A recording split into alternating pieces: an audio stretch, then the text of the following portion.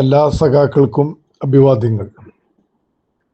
ഇടതുപക്ഷം ഹൃദയപക്ഷം എന്ന നവമാധ്യമ കൂട്ടായ്മ തീർച്ചയായിട്ടും രാഷ്ട്രീയ സമൂഹത്തിൽ മാറ്റം വരുത്തുവാൻ പരിശ്രമിച്ചുകൊണ്ടിരിക്കുന്ന കാര്യം നമുക്ക് എല്ലാവർക്കും അറിയാം. പ്രത്യേകിച്ചും ആശയപരമായ മേഖലയിൽ ഒരു സ്ട്രഗിൾ തന്നെയാണ് ഈ നവമാധ്യമ കൂട്ടായ്മ നടത്തിക്കൊണ്ടിരിക്കുന്നത്. ഇന്ന് ഈ കൂട്ടായ്മയിൽ ഒരു വിഷയം അവതരിപ്പിക്കാൻ എന്നെ ക്ഷണിച്ച എല്ലാ സഖാക്കൾക്കും, അതിൻ്റെ സെക്രട്ടറി, പ്രസിഡന്റ്, എക്സിക്യൂട്ടീവ് കമ്മിറ്റി കോമ്രേഡ്സിനൊക്കെ വിപ്ലവ അഭിവാദനങ്ങൾ. മുതലാളിത്ത ഇന്ത്യയെ വിപ്ലവകരമായി എങ്ങനെ മാറ്റാം എന്ന ടൈറ്റിൽ കേൾക്കുമ്പോൾ മുതലാളിത്ത വ്യവസ്ഥയെ പരിഷ്കരിക്കുക എന്നല്ല അർത്ഥം. എമിൽ ബേൺസിൻ്റെ പോലെ പരിഷ്കരണവാദമല്ലാതെ സഖാക്കൾക്കറിയാം. വ്യവസ്ഥാപരമായ അടിമുടി മാറ്റം നാം ജീവിക്കുന്ന നമ്മുടെ ഇന്ത്യ, ഈ മഹാരാജ്യത്ത് എങ്ങനെ നമുക്ക് സാധിക്കുമെന്നുള്ളത് തീർച്ചയായിട്ടും ആ ഒരു അർത്ഥം അല്ലെങ്കിൽ ആ ഒരു വീക്ഷണകോണിൽ നിന്നുകൊണ്ടായിരിക്കും ഞാൻ സംസാരിക്കുക.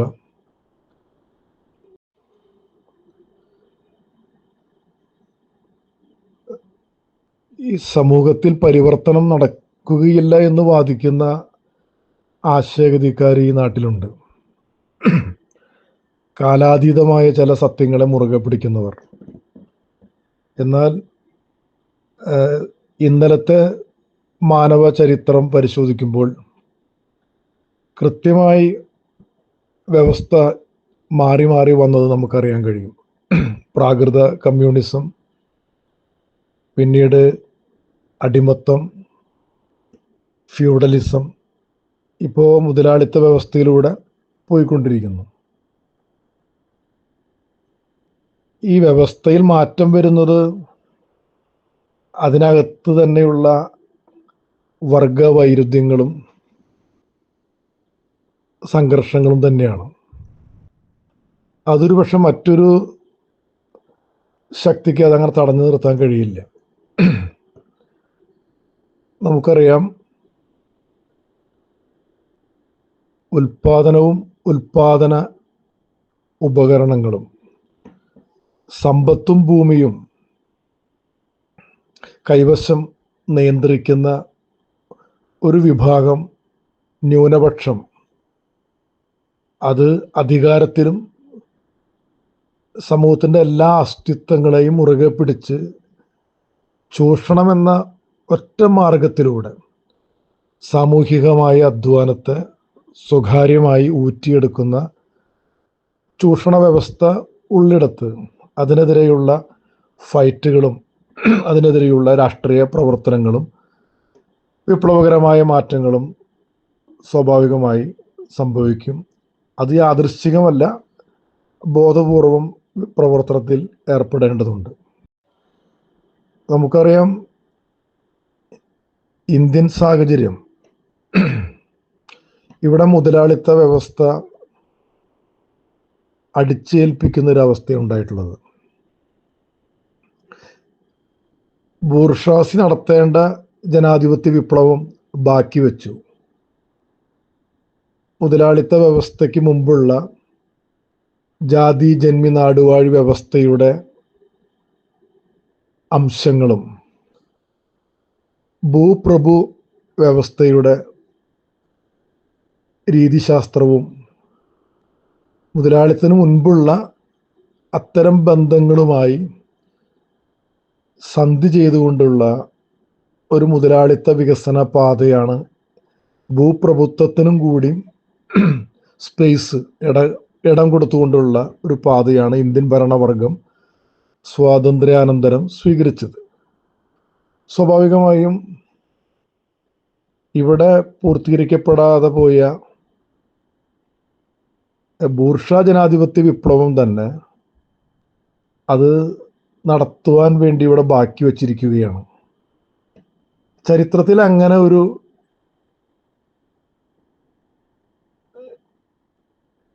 ട്വിസ്റ്റാണ് ഇവിടെ ഉണ്ടായിട്ടുള്ളത്. നമ്മൾ പലപ്പോഴും പറയാറുണ്ട്, ബൂർഷ്വാസിയും അതിനു മുമ്പുള്ള ഭൂപ്രഭുത്വവുമായി അവർ സന്ധി ചെയ്തു. ബ്രിട്ടീഷ് സാമ്രാജ്യത്വം ഇന്ത്യ രാജ്യം ഭരിച്ച സമയത്ത് അന്ന് ദേശീയ സ്വാതന്ത്ര്യത്തിന് വേണ്ടിയുള്ള സമരം നടക്കുമ്പോൾ സ്വാഭാവികമായും അന്നത്തെ ഭൂപ്രഭുത്വം ബ്രിട്ടീഷ് സാമ്രാജ്യത്വവുമായി സംഘം ചേർന്നുകൊണ്ടാണ് അതിനെതിർത്തത്. പക്ഷേ എവിടെയോ ഒരു ഒത്തുതീർപ്പ് സ്വാതന്ത്ര്യം പോലെ തോന്നിയപ്പോൾ മുതലാളിത്തത്തിൻ്റെ അല്ലെങ്കിൽ ദേശീയ സ്വാതന്ത്ര്യ സമരത്തെ നയിച്ചവർ തൊഴിലാളി വർഗത്തിൻ്റെ നിയന്ത്രണത്തിലല്ല ഇവിടെ സ്വാതന്ത്ര്യം ലഭിച്ചത്. സ്വാഭാവികമായും സ്വാതന്ത്ര്യത്തിൽ കണ്ട കുറേ സ്വപ്നങ്ങളുണ്ട്, ദേശീയ വിമോചന പോരാട്ടങ്ങളിൽ കണ്ട കുറേ സ്വപ്നങ്ങളുണ്ട്. കർഷകരും തൊഴിലാളികളും വിദ്യാർത്ഥികളും യുവജനങ്ങളും ദളിത് അല്ലെങ്കിൽ സ്ത്രീകൾ അവർ കണ്ട കുറേ പ്രതീക്ഷകളുണ്ട്, അവർ ആഗ്രഹിച്ച പ്രതീക്ഷകളുണ്ട്. ആ പ്രതീക്ഷകളൊക്കെ തന്നെ പിന്നീടുള്ള ഈ ഇന്ത്യൻ അനുഭവത്തിൽ വിഫലമായത് നമുക്കറിയാം. ഇവിടെ അപ്പോൾ ഇന്ത്യൻ തൊഴിലാളി വർഗത്തിൻ്റെ ചുമതല വർദ്ധിക്കുന്നു.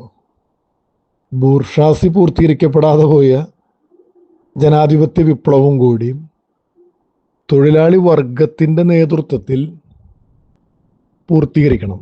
അങ്ങനെ പൂർത്തീകരിക്കുമ്പോൾ അതിനൊരു കാഴ്ചപ്പാട് തീർച്ചയായിട്ടും ഉണ്ടാകേണ്ടതുണ്ട്. തൊഴിലാളി വർഗം നേതൃത്വം കൊടുത്തുകൊണ്ട് നടക്കുന്ന ജനാധിപത്യ വിപ്ലവത്തെ തീർച്ചയായിട്ടും അതിനെ ജനകീയ ജനാധിപത്യ വിപ്ലവം എന്ന് തന്നെയാണ് നമ്മൾ പറയുന്നത്. ജനകീയ ജനാധിപത്യ വിപ്ലവം സംഘടിപ്പിച്ച് നിലവിലുള്ള മുതലാളിത്ത ഇന്ത്യയെ ഭൂപ്രഭുത്വവുമായി അല്ലെങ്കിൽ സാമ്രാജ്യത്വവുമായി കൂട്ടുകൂടി നിൽക്കുന്ന ഇന്ത്യൻ ഭരണകൂടത്തെ മാറ്റുക എന്നുള്ളത് മുഖ്യ കടമയായിട്ട് നമ്മൾ കാണുന്നു.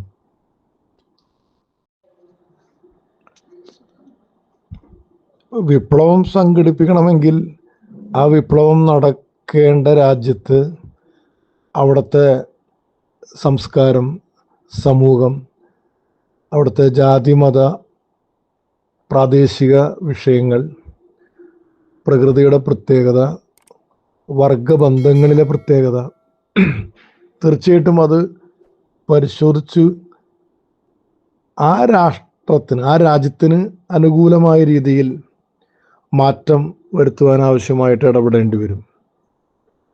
മാറ്റത്തിൻ്റെ തത്വശാസ്ത്രം എന്ന നിലയ്ക്ക് മാർക്സിസം അത് പ്രയോഗത്തിൽ വരുത്തുന്നതിന് സംഘടനാപരമായ വലിയ വിപുലീകരണവും മാർക്സിസത്തെ പ്രായോഗികമാക്കുവാൻ വേണ്ടി നടത്തിയ പ്രവർത്തനങ്ങളും അതെല്ലാം ലെനിനിസത്തിൻ്റെയും കൂടിയും വലിയ ഭാഗമാണ്.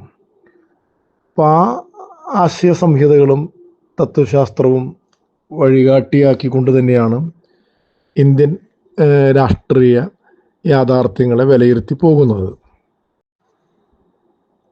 സ്വയമേവ വിപ്ലവം, സ്പോണ്ടേനിയസ് ആയിട്ടുള്ള ഒരു വിപ്ലവം നടക്കുകയില്ല എന്ന് നമുക്കറിയാം. ബോധപൂർവം സമൂഹത്തിൽ ഇടപെടേണ്ടതുണ്ട്, വർഗ സമൂഹത്തിൽ ഇടപെടേണ്ടതുണ്ട്. അങ്ങനെ ഇടപെട്ട പാരമ്പര്യമാണ് ഇന്ത്യയിലെ കമ്മ്യൂണിസ്റ്റ് പാർട്ടിക്കുള്ളത്.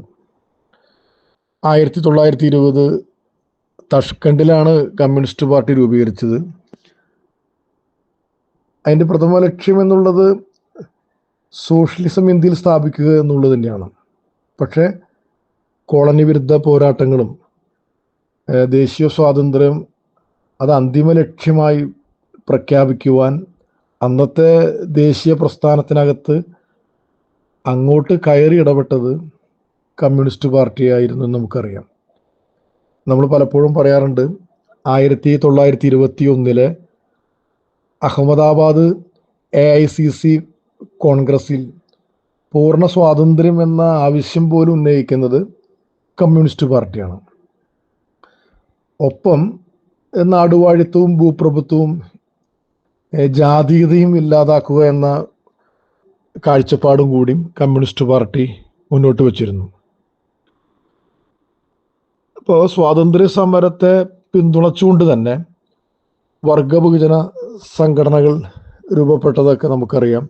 അന്നത്തെ AITUC, അഖിലേന്ത്യാ കിസാൻ സഭ, AISF, അങ്ങനെ പ്രോഗ്രസീവ് മൂവ്മെൻറ്റുകൾ ഈ സാഹിത്യത്തിലും കലയിലുമൊക്കെ.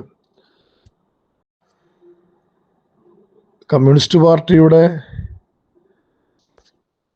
പ്രാരംഭദശയിൽ ബ്രിട്ടീഷ് സാമ്രാജ്യത്വം അതിക്രൂരമായ ഗൂഢാലോചന കേസുകളിൽ അന്നത്തെ നമ്മുടെ നേതാക്കളെ, സഖാക്കളെ പെടുത്തിയതും നമുക്കറിയാം. 1922 പെഷവാർ, 24 കാൺപൂർ, 29 മീററ്റ് ഉൾപ്പെടെ. അപ്പം അതെല്ലാം വിപ്ലവ വീര്യം കൊണ്ട് പാർട്ടി നേരിട്ട് പൊരുതി മുന്നോട്ട് വരുന്നൊരവസ്ഥയുണ്ട്. കമ്മ്യൂണിസ്റ്റ് പാർട്ടിയുടെ ഈ വരവ് തന്നെ ഭഗത് സിംഗ് മൂവ്മെൻറ്റിനെ ആവേശം കൊള്ളിച്ചിട്ടുണ്ട്. നമുക്കറിയാം, പഞ്ചാബിലെ ഗദ്ദർ പോരാളികളെ ആവേശം കൊണ്ടു, ബംഗാളിലെ വിപ്ലവകാരികൾ, അങ്ങനെ ഒട്ടേറെ ആന്ധ്രയിൽ, മദിരാശിയിലൊക്കെ തന്നെ ഇതിൻ്റെ ഗ്രൂപ്പുകൾ ഉണ്ടാകുന്നുണ്ട്. പിന്നീട് ഞാനത് ആ ഭാഗം അത്ര പറയുന്നില്ല. അതായത് ഇന്ത്യൻ ജനങ്ങളുടെ സാമ്രാജ്യത്വ വിരുദ്ധവും ഏറ്റവും പ്രോഗ്രസീവായ വിപ്ലവകരമായ ഒരു വലിയ ലെഗസി, അല്ലെങ്കിൽ ഒരു പൈതൃകം, ഒരു പാരമ്പര്യം കമ്മ്യൂണിസ്റ്റ് പാർട്ടിക്ക് ഉണ്ട്. അതിൽ നിന്നുകൊണ്ട് തന്നെയാണ് സമകാലീന ഇന്ത്യൻ രാഷ്ട്രീയം ചർച്ച ചെയ്ത് നമുക്ക് മുന്നോട്ട് കൊണ്ടുപോകേണ്ടി വരിക. സ്വാതന്ത്ര്യം ലഭിച്ച സന്ദർഭത്തിൽ കമ്മ്യൂണിസ്റ്റ് പാർട്ടിക്കകത്ത് തന്നെ രണ്ട് പ്രധാനപ്പെട്ട അഭിപ്രായങ്ങളുണ്ടായി. ഒന്ന്, നെഹ്റുവിയൻ നയങ്ങൾ. ആ നയങ്ങൾ മൂലം തന്നെ മുന്നോട്ട് പോയാൽ തൊഴിലാളി വർഗത്തിൻ്റെയും കർഷകരുടെയും ഒക്കെ പ്രശ്നങ്ങൾക്ക് അറുതി വരും, അങ്ങനെ ഒരു തോന്നലുണ്ടായിരുന്നു. എന്നാൽ മറ്റൊരു വിഭാഗം, ഒന്നാം സ്വാതന്ത്ര്യ സമരം വേണമെങ്കിൽ ഇങ്ങനെ നടന്നു, തീർച്ചയായിട്ടും സാമ്രാജ്യത്വ വിരുദ്ധ, കുത്തക വിരുദ്ധ, അതുപോലെ തന്നെ ജന്മിത്വ വിരുദ്ധ രാഷ്ട്രീയത്തിന് വളരെ പ്രാധാന്യം ഉണ്ടെന്നും ചൂഷണം പുതിയ രൂപത്തിൽ തുടരുന്നു എന്നും മനസ്സിലാക്കിയ ഒരു വിഭാഗം ആളുകളും അക്കാലത്ത് കമ്മ്യൂണിസ്റ്റ് പാർട്ടിക്ക് ഉണ്ടായിരുന്നു. നമ്മളതിനെ വലതുപക്ഷവാദം, റിവിഷനിസം എന്നൊക്കെ നമുക്ക് പറയാം. പിന്നീട് അങ്ങനെയുള്ള 64 പാർട്ടി പിളരണവും ഒരു സോഷ്യലിസ്റ്റ് സമൂഹത്തിലേക്കുള്ള അതിൻ്റെ ആദ്യ ചൂട് എന്ന നിലയ്ക്ക് ജനകീയ ജനാധിപത്യ വിപ്ലവം എന്ന പ്രധാനപ്പെട്ട ലക്ഷ്യം തന്നെയാണ് അതൊരു പ്രധാന വിപ്ലവ ഘട്ടമായിട്ട് പിന്നീട് CPIM എന്ന പാർട്ടി മുന്നോട്ട് വയ്ക്കുന്നത്. ഇത് പറയുമ്പോൾ ഇന്ത്യയിൽ ഒരു സോഷ്യലിസ്റ്റ് സമൂഹത്തിലേക്ക് ഒരു യാത്ര തുടങ്ങിയാൽ അതിലെന്താണ് തകരാറുള്ളത്? ഇപ്പോൾ ലോകത്ത് 1917 ഒക്ടോബറിൽ സോഷ്യലിസ്റ്റ് വിപ്ലവം സോവിയറ്റ് റഷ്യയിൽ, പിന്നീട് ചൈനീസ് വിപ്ലവം, കൊറിയ, ക്യൂബ, വിയറ്റ്നാം, ഒട്ടേറെ കിഴക്കൻ യൂറോപ്യൻ രാജ്യങ്ങളിലൊക്കെ തന്നെ വിപ്ലവങ്ങൾ നടക്കുകയും തൊഴിലാളി വർഗ പാർട്ടികളുടെ നേതൃത്വത്തിൽ അവിടെയെല്ലാം അധികാരത്തിലെത്തുകയും ചെയ്തു.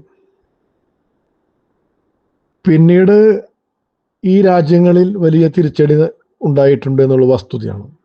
പക്ഷെ ഇത് പറയുമ്പോൾ റഷ്യ പോലെയുള്ള, ചൈന പോലെയുള്ള കോടിക്കണക്കിന് മനുഷ്യർ ജീവിക്കുന്ന ഇടങ്ങളിൽ സോഷ്യലിസ്റ്റ് സാമൂഹ്യ വ്യവസ്ഥയിലേക്കുള്ള സഞ്ചാരത്തിൽ അവിടെയുണ്ടായ കാർഷിക വ്യാവസായിക പുരോഗതി, ശാസ്ത്ര സാങ്കേതിക രംഗത്തുണ്ടായ വലിയ മാറ്റങ്ങൾ, അത് അവിടെ കഷ്ടപ്പെടുന്ന മനുഷ്യർക്ക് ഒരു പുതിയ ഭൂമിയും പുതിയ ആകാശവും നൽകി എന്നുള്ള കാര്യത്തിൽ ഒരു തർക്കവുമില്ല. ഇപ്പോൾ ദാരിദ്ര്യം തുടച്ചു നീക്കിയിട്ടുണ്ട്. ആരോഗ്യ വിദ്യാഭ്യാസ രംഗങ്ങളിൽ വിപ്ലവം തന്നെയായിരുന്നു ആ രാജ്യത്തുണ്ടായത്. സോവിയറ്റ് റഷ്യയിലൊക്കെ എംപ്ലോയ്മെൻ്റ് എക്സ്ചേഞ്ചുകൾ അടച്ചുപൂട്ടിയ ഒരു കാലം ഉണ്ടായിരുന്നു.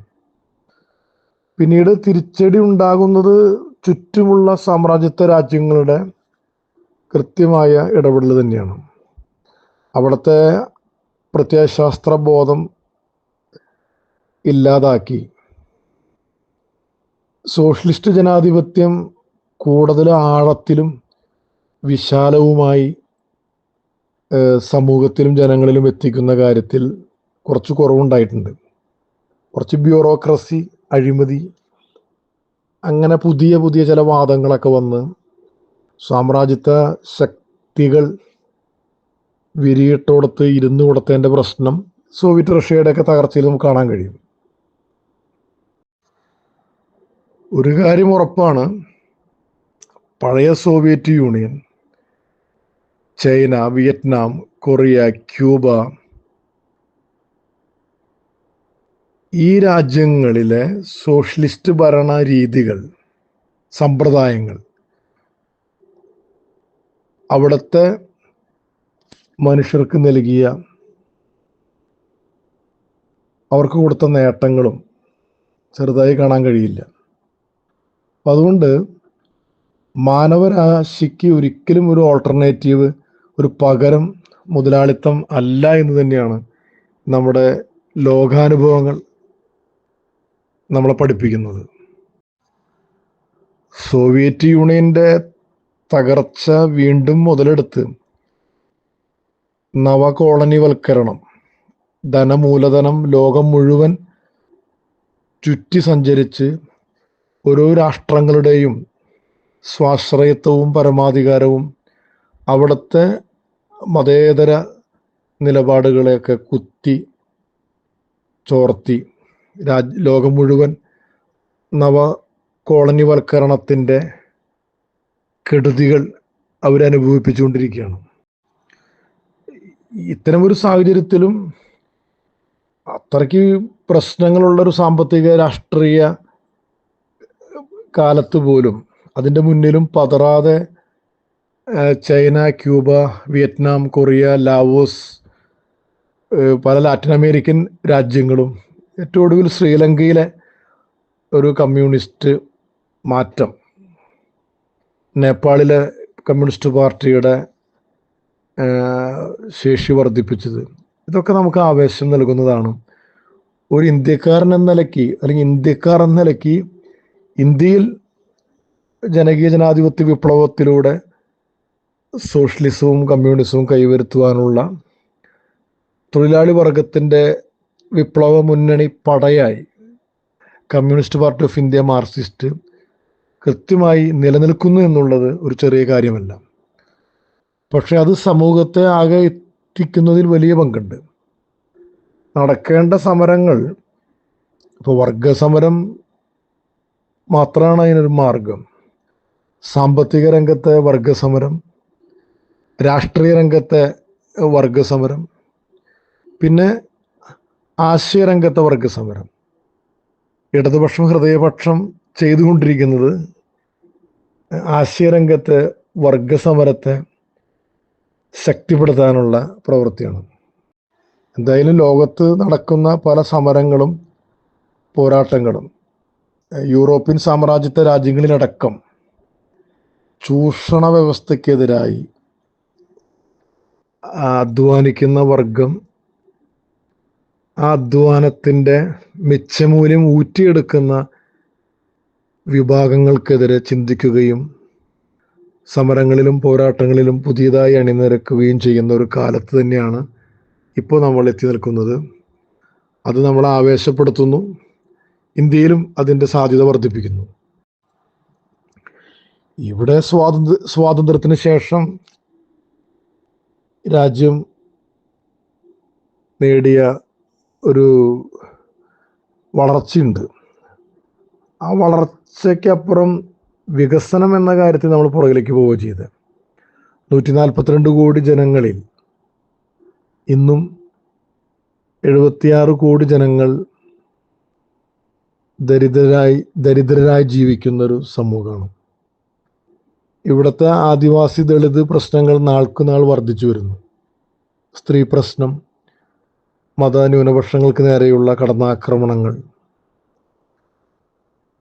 അതെല്ലാം വർദ്ധിച്ചു വരുന്നൊരു സാഹചര്യമാണ് നിലവിലുള്ളത്.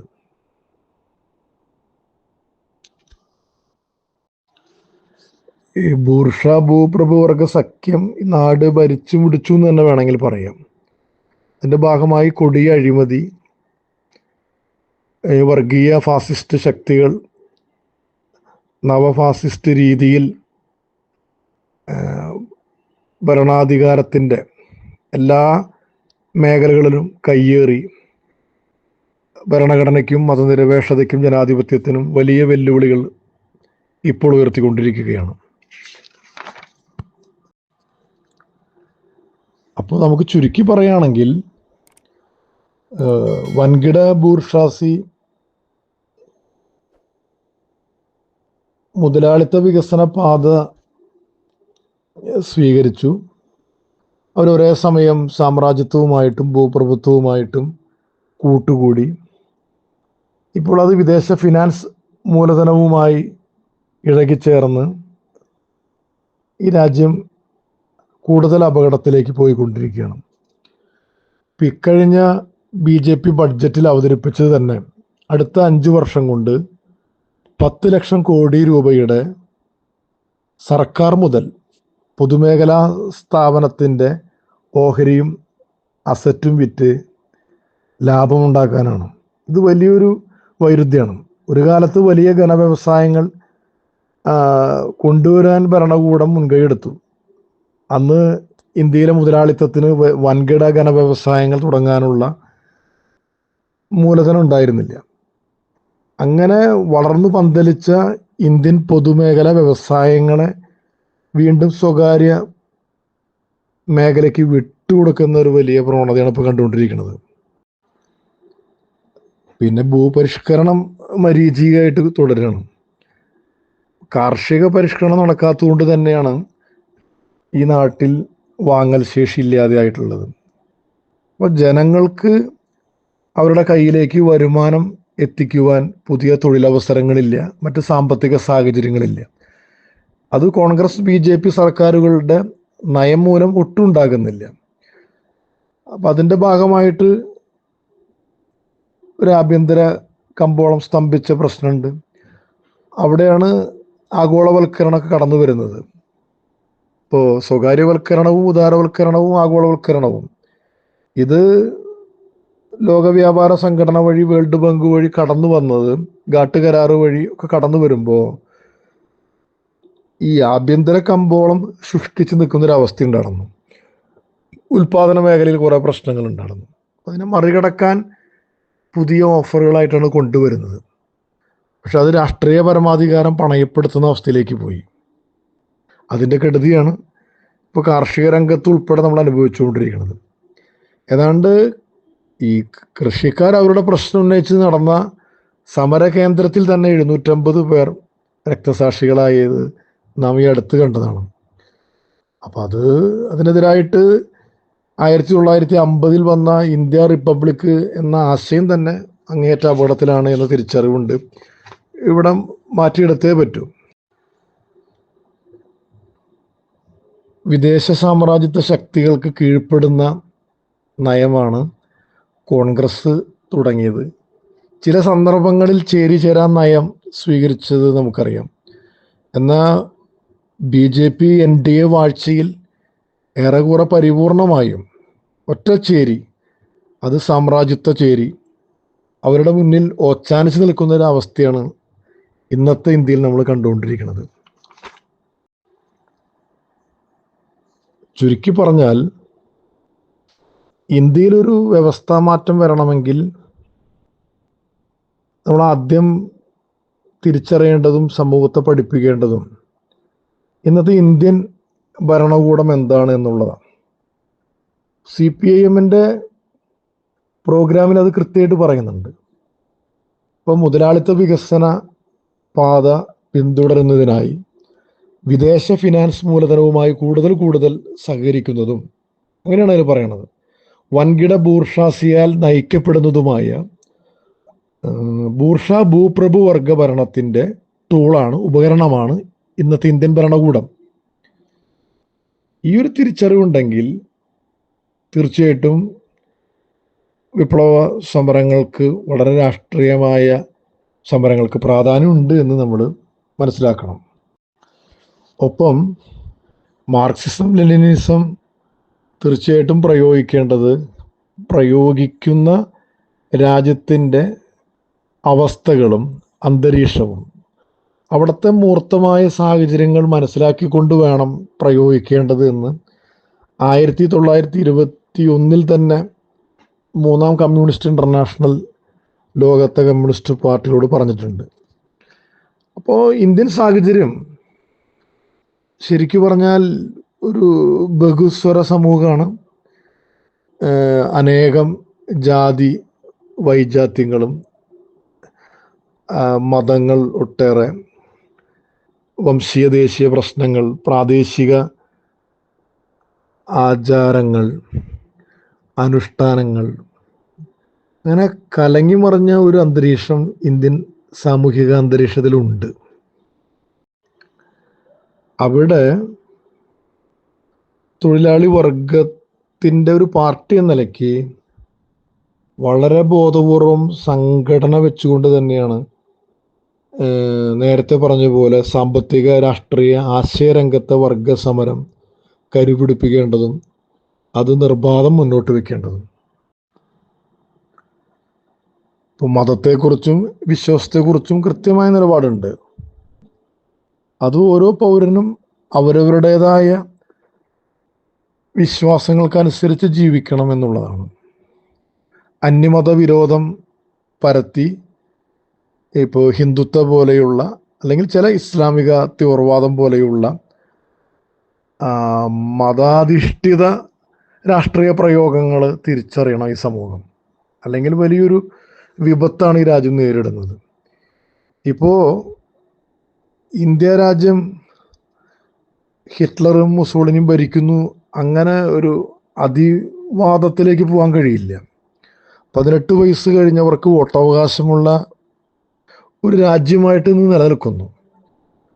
എന്നാൽ RSS എന്ന കൃത്യമായ ഫാസിസ്റ്റ് രൂപത്തിലുള്ള സംഘടന, അതിൻ്റെ കൺട്രോളിലാണ് ഇന്ന് BJP മുന്നണി ഗവൺമെൻറ്. അപ്പോൾ അത് തീർച്ചയായിട്ടും ഫിനാൻസ് മൂലധനവുമായും കോർപ്പറേറ്റ് മുതലാളിത്തവുമായും കൈകോർത്തുകൊണ്ട്, സന്ധി ചെയ്തുകൊണ്ട് മുന്നോട്ട് പോകുമ്പോൾ അതിനൊരു നവഫാസിസ്റ്റ് ടെൻഡൻസി എന്ന് പറയുന്നത് തെറ്റല്ല. അപ്പോൾ ഒട്ടേറെ പ്രശ്നങ്ങളുണ്ട്. ഇപ്പോൾ നമ്മുടെ പട്ടാളം പലപ്പോഴും സ്റ്റേറ്റ് ടെററിസം, അതിർത്തികളിൽ പട്ടാളം തന്നെ അവിടുത്തെ ജനങ്ങളുടെ മൗലികാവകാശങ്ങളെ കവർന്നെടുക്കുന്ന അവസ്ഥയുണ്ട്. പിന്നെ വനിതാ സംവരണം ഇന്നും മരീചികയായി തുടരുന്നു. ഇവിടുത്തെ മീഡിയ ശരിക്കും പറഞ്ഞ മൊണോപ്പൊളി. ഇപ്പോൾ ഇലക്ട്രോണിക് മീഡിയ, പ്രിൻ്റ് മീഡിയ, അതുപോലെ ഇൻ്റർനെറ്റ് ഉൾപ്പെടെ എല്ലാ മാധ്യമങ്ങളും സ്വകാര്യ കുത്തക കമ്പനികൾ കൺട്രോൾ ചെയ്യുന്ന ഒരവസ്ഥയുണ്ട്. കുത്തക പത്രങ്ങളും ഒക്കെ ഉണ്ട്. അപ്പം ഇങ്ങനൊരു പാർലമെൻ്ററി വ്യവസ്ഥ നിലവിലുണ്ട്. അതിൻ്റെ എക്സിക്യൂട്ടീവ്, ലെജിസ്ലേച്ചർ, ജുഡീഷ്യറി, മീഡിയ, ഭരണകൂടത്തിൻ്റെ ഈ വലിയ ടൂളുകൾ ഇന്നും നേരത്തെ പറഞ്ഞ പോലെ ബൂർഷാസികൾക്കും അല്ലെങ്കിൽ വൻകിട ബൂർഷാസികൾക്കും ഭൂപ്രഭുത്വത്തിൻ്റെ മേലാളന്മാർക്കും നല്ല നിയന്ത്രണം ഇന്നത്തെ ഇന്ത്യയിലുണ്ട്. അതിനെ മറികടക്കാതിരിക്കാനാണ് സത്യത്തിൽ മതം, വംശം, ജാതി പറഞ്ഞ് രാഷ്ട്രീയത്തെ വർഗീയവൽക്കരിക്കുന്ന പ്രവണത ഈ രാജ്യത്ത് വർദ്ധിച്ചു വരുന്നത്. അപ്പോൾ ഇവിടെ ജനാധിപത്യ വിപ്ലവം നമുക്ക് പൂർത്തീകരിക്കണം. അത് തൊഴിലാളി വർഗത്തിൻ്റെ കടമയായിട്ട് കാണേണ്ടതുണ്ട്. തൊഴിലാളി വർഗ ഭരണകൂടത്തിൻ്റെ ശരിക്കും കീഴിൽ മാത്രം തന്നെയാണ് സോഷ്യലിസത്തിലേക്ക് നമുക്ക് കിടക്കാൻ കഴിയുള്ളൂ. അതിനു മുൻപ് ഈ ജനകീയ ജനാധിപത്യ വിപ്ലവത്തിൽ ശരിക്കും തൊഴിലാളി കർഷക സഖ്യത്തിൻ്റെ ഒരു ബലത്തിൽ, ഒരു ബേസിലാണ്, വീണ്ടും പറയുന്നു, തൊഴിലാളി കർഷക സഖ്യത്തിൻ്റെ ഒരു ബേസിൽ, അതിൻ്റെ തൊഴിലാളി വർഗത്തിൻ്റെ നേതൃത്വത്തോടു കൂടി ശരിക്കു പറഞ്ഞാൽ ഫ്യൂഡൽ വിരുദ്ധ സമീപനമുള്ളവർ, കുത്തക സാമ്രാജ്യത്വ വിരുദ്ധ സമീപനമുള്ളവരെ കൂട്ടിയോജിപ്പിക്കുക എന്നുള്ളതാണ്. അതാണ് ജനകീയ ജനാധിപത്യ ഒരു ഘടന കെട്ടിപ്പടുക്കുക എന്നുകൊണ്ട് ഉദ്ദേശിക്കുന്നത്. ഇന്നത്തെ ഒരു സിസ്റ്റം മാറ്റി നമ്മൾ മുന്നോട്ട് വയ്ക്കുന്ന ജനകീയ ജനാധിപത്യ സർക്കാർ വന്നാൽ ചില കാര്യങ്ങൾ, ഒരു ഓഫർ നമ്മൾ പറയുന്നുണ്ട്. തീർച്ചയായിട്ടും പ്രായപൂർത്തി വോട്ടവകാശത്തെ നമ്മൾ അംഗീകരിക്കും. ഒപ്പം ആനുപാതിക പ്രാതിനിധ്യത്തിൻ്റെ അടിസ്ഥാനത്തിലുള്ള ഇലക്ഷൻ എന്ന് പറയുന്നുണ്ട്. അതെന്താ? ഇപ്പോൾ 10,50,000 വോട്ട് ഒരു മണ്ഡലത്തിലുണ്ട്. അതിലൊരു സ്ഥാനാർത്ഥിക്ക് 5 ലക്ഷം വോട്ട് കിട്ടുന്നു. മറ്റൊരു ഓപ്പോസിറ്റ് കാൻഡിഡേറ്റിന് 5,50,000 വോട്ട് കിട്ടുന്നു. അപ്പോൾ ഇവിടെ സംഭവിച്ചത് 50 വോട്ട് കൂടുതൽ കിട്ടിയ ആൾ അവിടെ ജയിക്കുന്നു.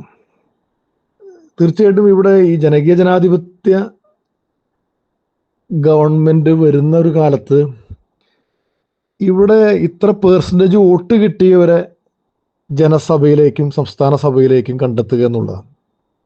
അത് കുറേം കൂടിയും വിപുലമായ ജനാധിപത്യത്തെ അംഗീകരിക്കുക എന്നുള്ളതാണ്. അപ്പോൾ 5 ലക്ഷം വോട്ട് കിട്ടിയ ആൾ തോൽക്കുന്നു, 5,01,000 വോട്ട് കിട്ടിയ ആൾ ജയിക്കുന്നു. അതാണ് ഇന്നത്തെ സമ്പ്രദായം. അപ്പോൾ രണ്ടുപേരും, കുറച്ചധികം പേര് മത്സരിക്കുന്ന ഒരു തെരഞ്ഞെടുപ്പിൽ ഒരു നിശ്ചിത പ്രാതിനിധ്യ വോട്ട് നേടിയവരെ ജനസഭയിലേക്കും സംസ്ഥാന സഭയിലേക്കും കൊണ്ടുവരിക എന്നുള്ളതാണ്. മാത്രമല്ല, ഈ നമ്മൾ വിപ്ലവകരമായി മാറ്റാൻ ആഗ്രഹിക്കുന്ന നമ്മുടെ രാഷ്ട്രീയത്തിൽ ജയിച്ചു പോയവരെ റീകോൾ ചെയ്യാനുള്ള ഒരു വകുപ്പ് അതിൽ പറയുന്നുണ്ട്. തിരിച്ചു വിളിക്കുക, 5 കൊല്ലം എന്നുള്ളതല്ല, വേണ്ടി വന്ന് തിരിച്ചു വിളിക്കണം എന്നുള്ളത്. വിപുലമായ ജനാധിപത്യമാണ്. ഈ ഗോത്രവർഗം അവർക്കൊക്കെ പരമാവധി സ്വയംഭരണാധികാരം നൽകാനുള്ള ശ്രമങ്ങൾ. പിന്നെ ഈ ഗവർണർമാരെന്ന ഒരു എടാകൂടം ഇപ്പോൾ യൂണിയൻ ഗവൺമെൻറ്റിൻ്റെ വെറും ടൂളുകളായി, വെറും ആയുധങ്ങളായിട്ട് ഗവർണർമാരെ മാറ്റിയെടുത്തിരിക്കുക. ഈ ഗവർണർമാർ ഈ ജനകീയ ജനാധിപത്യ മുന്നണി ഗവൺമെൻറ്റിൽ ഉണ്ടാകില്ല. പിന്നെ ഈ ജാതി മത ലിംഗ വ്യത്യാസങ്ങളില്ലാത്തൊരു കാലം ഏതൊരു ഭാഷയിലും പാർലമെൻറ്റിൽ നന്നായി ഇടപെടാനുള്ളൊരവസരം ഹിന്ദി ഒരു ഒഫീഷ്യൽ ലാംഗ്വേജായി അങ്ങനെ നിയമപരമായി നിർബന്ധിക്കില്ല. നമ്മുടെ നാനാത്വത്തെ ഒക്കെ അംഗീകരിച്ചുകൊണ്ട് മുന്നോട്ട് പോവുക എന്നുള്ളതാണ്. അഴിമതിയും കള്ളപ്പണവും ഇല്ലാത്തൊരു സിറ്റുവേഷൻ കൊണ്ടുവരും. തൊഴിലവകാശം ശരിക്കും മൗലിക അവകാശമാവും ഈ ജനകീയ ജനാധിപത്യ പരിപാടിയിൽ. ഇപ്പോൾ പട്ടാളം, ഫോഴ്സ് എന്ന് പറയണത് ദേശത്തോടുള്ള അഭിമാനബോധം ഉണ്ടാവുക, ജനങ്ങളോട് സ്നേഹം തോന്നുക, അങ്ങനെയുള്ള മനസ്സുള്ളവരായി അവരെ കൺവെർട്ട് ചെയ്യുമെന്നും നമ്മൾ പറയുന്നുണ്ട്. പിന്നെ ഈ ജാതി സ്ത്രീ വിവേചനങ്ങൾ ഒരു കാരണവശാലും ആ ഒരു സമൂഹത്തിൽ അനുവദിക്കില്ല. പിന്നെ ആരോഗ്യ വിദ്യാഭ്യാസ മേഖലയിലൊക്കെ തന്നെ സൗജന്യമായിട്ടുള്ള സഹായങ്ങൾ ഉണ്ടാകും. അപ്പം ഇത്തരം ഒരു രാഷ്ട്രീയ മാറ്റം നിലവിലുള്ള ഈ മുതലാളിത്ത അല്ലെങ്കിൽ ഈ വ്യവസ്ഥ അതിൽ നിന്നും മാറി വിപ്ലവകരമായി ഇങ്ങനൊരു മാറ്റം ആഗ്രഹിക്കുന്നത്, അതിലെന്താണ് തെറ്റ്? തീർച്ചയായിട്ടും നമ്മൾ അതാണ് പ്രചരിപ്പിച്ചു പോകേണ്ടത്. പിന്നെ ഈ മോഡേൺ ടെക്നോളജി, ആധുനിക സാങ്കേതിക വിദ്യ ലഭിക്കാൻ ചില മേഖലകളിൽ നിയന്ത്രണത്തോടു കൂടി തീർച്ചയായിട്ടും ചില വിദേശ നിക്ഷേപങ്ങൾ നമ്മളതിൽ അനുവദിക്കും. പക്ഷെ അതിൽ സാമൂഹിക നിയന്ത്രണം ഉണ്ടാകും. കർഷക തൊഴിലാളികൾ, പിന്നെ മറ്റ് മനുഷ്യർ, അവരുടെയൊക്കെ എല്ലാ പ്രശ്നങ്ങളും പരിഹരിക്കാൻ വേണ്ട ഇടപെടൽ, പ്രത്യേകിച്ച് ഈ സ്വകാര്യ വ്യക്തികളുടെ ഈ മാധ്യമങ്ങളുടെ മേലുള്ള ഈ സെൻട്രലൈസേഷൻ, ഈ കേന്ദ്രീകരണം എടുത്തു കളയും. ഇത്തരമൊരു രാഷ്ട്രീയം അതിൻ്റെ വിജയ പ്രാപ്തിക്ക് വേണ്ടി ശരിക്കും നമ്മൾ ആരെയാണ് കൂട്ടുപിടിക്കേണ്ടത്? തൊഴിലാളികൾ, കർഷക തൊഴിലാളികൾ, ദരിദ്രരായ കർഷകർ, ഇടത്തരം കർഷകർ, ധനിക കർഷകർ, മറ്റ് മിഡിൽ ക്ലാസ്, കുത്തകേതര ബൂർഷാസി, എല്ലാ പ്രൊഫഷണൽസും, ഇവരൊക്കെ ഈ ഒരു പൊളിറ്റിക്സ് തിരിച്ചറിഞ്ഞ് നമ്മുടെ സഖ്യത്തിലുണ്ടാകണം. അവിടെയാണ് ഈ ജനകീയ ജനാധിപത്യ മുന്നണി രൂപപ്പെട്ട് മുന്നോട്ട് പോകാൻ നമുക്ക് കഴിയുകയുള്ളൂ. പിന്നെ വ്യത്യസ്ത ഘട്ടങ്ങളിൽ ചില താൽക്കാലിക അടവുകൾ, ഐക്യമുന്നണി അടവുകളൊക്കെ നമ്മൾ എടുത്തിട്ടുണ്ട്. ഈ പാർലമെൻ്ററി പ്രവർത്തനവും പാർലമെൻറ്റിന് പുറത്തുള്ള സമരങ്ങളും തൊഴിലാളി വർഗം അതിൻ്റെ സഖ്യശക്തികളുമൊക്കെ തന്നെ നടത്തേണ്ടി വരും. സമാധാനപൂർവം അധികാരം ചിലപ്പോൾ അങ്ങനെ വിട്ടൊഴിഞ്ഞ് കിട്ടില്ല, സ്വമേധയെ കിട്ടിയെന്ന് വരില്ല. അത്തരം ഏത് സന്നിഗ്ധ ഘട്ടത്തിലും അതിനെ നേരിടാൻ ശേഷിയുള്ള തൊഴിലാളി വർഗത്തിൻ്റെ ഒരു വിപ്ലവ പടയായി ഒരു പാർട്ടിയും വർഗോപവിഭജന പ്രസ്ഥാനങ്ങളുടെ വലിയ പിൻബലവും ഉണ്ടാകേണ്ടതുണ്ട്. സഖാക്കൾക്കറിയാം, 1978 CPIM പാർട്ടിയെക്കുറിച്ച് ഇങ്ങനെയാണ് പറഞ്ഞത്: ഇനി മുതൽ പാർട്ടി ഒരു ബഹുജന വിപ്ലവ പാർട്ടിയായി മാറും. പിന്നീട് 2015 കൊൽക്കത്ത പ്ലീനം പരിശോധിച്ചപ്പോൾ പാർട്ടിയുടെ വിപ്ലവാംശത്തിലൊക്കെ ചില കുറവുകൾ, ചില പുറകോട്ട് പോക്ക് അനുഭവപ്പെട്ടു. അപ്പം അങ്ങനെ ഒരു ബഹുജന പാർട്ടി ആവുക എന്നല്ല സാൽക്കേ പ്ലീനം കണ്ടത്. ബഹുജന വിപ്ലവ പാർട്ടി എന്ന ആ വളരെ വൈഡായിട്ടുള്ളൊരു കാഴ്ചപ്പാടാണ്. അതുകൊണ്ട് വീണ്ടും 2015 കൃത്യമായ പരിശോധനയ്ക്ക് ശേഷം മുന്നോട്ട് വെച്ച ആശയം എന്നുള്ളത് CPIM എന്ന് പറഞ്ഞ പാർട്ടി ഒരു ബഹുജന സ്വഭാവമുള്ള വിപ്ലവ പാർട്ടിയായി മാറണം എന്നാണ്. മാസ് ക്യാരക്ടർ വിത്ത് റവല്യൂഷണറി പാർട്ടി. അപ്പം അങ്ങനെയാണ് ഇപ്പോൾ നമ്മൾ തീർച്ചയായിട്ടും വർക്ക് ചെയ്യുന്നത്. പാർട്ടി വളരെ പ്രധാനപ്പെട്ടതാണ്. ചില ലിബറൽ വാദങ്ങളുണ്ട്. എന്തിനാണ് മേൽക്കമ്മിറ്റി, എന്തിനാണ് പാർട്ടി, എന്തിനാണ് പ്രത്യയശാസ്ത്രം ഒക്കെ സ്വയമേവ പൊട്ടിമുളയ്ക്കുന്ന ജനങ്ങളുടെ കലാപങ്ങളും വിപ്ലവങ്ങളൊക്കെ മതി എന്നുള്ളത്. തീർച്ചയായിട്ടും പാർട്ടി എന്നുള്ളത് വിപ്ലവം നടത്താനുള്ളതാണ്. ട്രേഡ് യൂണിയനുകൾക്കും കലാസാംസ്കാരിക ക്ലബ്ബുകൾക്കും സ്വാശ്രയ സംഘങ്ങൾക്കും ചൂഷണ വ്യവസ്ഥയെ മാറ്റി ഒരു സോഷ്യലിസ്റ്റ് വ്യവസ്ഥയിലേക്ക് കൊണ്ടുപോകാൻ ഒരിക്കലും സാധ്യമല്ല. അപ്പോൾ അവിടെ പാർട്ടിക്ക് വളരെ പ്രാധാന്യമുണ്ട്. ഈ ലെനിനിസ്റ്റ് സംഘടനാ തത്വം തന്നെ അത് അങ്ങനെ തന്നെയാണ് പറയുന്നത്. ഞാനത് സമയക്കുറവ് കാരണം അങ്ങനെ പറഞ്ഞു പോകുന്നില്ല. അപ്പോൾ പാർട്ടി, കമ്മ്യൂണിസ്റ്റ് പാർട്ടി, നമ്മുടെ പാർട്ടി വളരെ പ്രധാനപ്പെട്ട പങ്ക് വഹിക്കാൻ അത്തരമൊരു പാർട്ടി അനിവാര്യമാണ്. CPIMൻ്റെ ഭരണഘടനയിൽ തന്നെ പറയുന്നത് നമുക്കറിയാം, ഇന്ത്യൻ തൊഴിലാളി വർഗത്തിൻ്റെ വിപ്ലവ മുന്നണി പടയാണ് കമ്മ്യൂണിസ്റ്റ് പാർട്ടി, നമ്മുടെ പാർട്ടി. തൊഴിലാളി വർഗ സർവാധിപത്യ ഭരണകൂടം സ്ഥാപിച്ച് അതിലൂടെ സോഷ്യലിസവും കമ്മ്യൂണിസവും കൊണ്ടുവരികയാണ് നമ്മുടെ ലക്ഷ്യം. അതിന് ഈ മാർക്സിസ്റ്റ് ലെനിനിസ്റ്റ് സിദ്ധാന്തവും ഫിലോസഫി, തത്വശാസ്ത്രവും ഒക്കെ നമ്മുടെ എല്ലാ പ്രവർത്തനങ്ങൾക്കും വഴികാട്ടിയാണെന്ന് പറഞ്ഞു പോകുന്നുണ്ട്. പിന്നെ പറയുന്നത് മനുഷ്യനെ ചൂഷണം ചെയ്യുന്ന വ്യവസ്ഥയ്ക്ക് അറുതി വരുത്തി അധ്വാനിക്കുന്ന ജനങ്ങൾക്ക് പൂർണ്ണമോചനത്തിലേക്കുള്ള ശരിയായി വഴികാട്ടാൻ മാർക്സിസം ലെനിനിസത്തിന് മാത്രമേ കഴിയൂ. അപ്പം അതുകൊണ്ട് ആ ഒരു കാഴ്ചപ്പാടോടുകൂടി നമ്മുടെ പ്രവർത്തനങ്ങൾ കൂടുതൽ ശക്തിപ്പെടുത്തേണ്ടതുണ്ട്. സഖാക്കളെ, ഞാൻ ചുരുക്കമാണ്. തീർച്ചയായിട്ടും നമ്മുടെ ഈ ഇന്ത്യ എന്ന ഈ രാജ്യത്ത് നിലവിലുള്ള ഭരണവ്യവസ്ഥകളെയും രാഷ്ട്രീയ വ്യവസ്ഥകളെയും ഒക്കെ മാറ്റി അധ്വാനിക്കുന്ന തൊഴിലാളി വർഗത്തിന് കൂടുതൽ ആശ്വാസം ലഭിക്കുന്ന ഒരു സമൂഹം സൃഷ്ടിക്കാൻ തീർച്ചയായിട്ടും കഴിയും.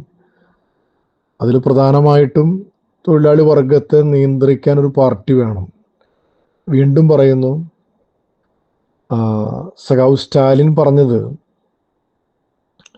യുദ്ധത്തിലേർപ്പെടുന്ന, അതായത് യുദ്ധത്തിലേർപ്പെടുന്ന രാജ്യങ്ങൾക്ക് പരമാവധി ആൾനാശം മറ്റ് കേടുപാടുകളും കുറച്ച് വിജയത്തിലെത്തണമെങ്കിൽ ആ സൈന്യത്തെ നിയന്ത്രിക്കുവാൻ ഒരു ഹൈക്കമാൻഡ് വേണം. പരിചയസമ്പന്നരായ ഒരു ഉയർന്ന ടീം പട്ടാളത്തിന് മുകളിൽ വേണം, സാധാ സൈന്യത്തിന് മുകളിൽ വേണം.